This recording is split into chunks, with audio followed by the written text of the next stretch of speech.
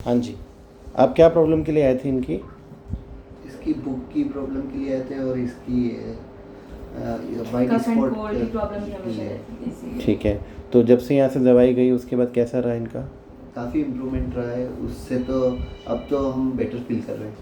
ठीक है, तो ये जो कफ कोल्ड वगैरह की टेंडेंसी आप बता रहे थे, तो इनको कितनी फ्रीक्वेंटली हो जाती थी? पहले जब यहाँ से नहीं चल रहा था तब तो 15 डेज 10 डेज में हम लोग को दवाई देनी थी। ठीक है। और अभी दवाई के बाद अभी हमने 2 महीने में कोई इसको दवाई नहीं दी है।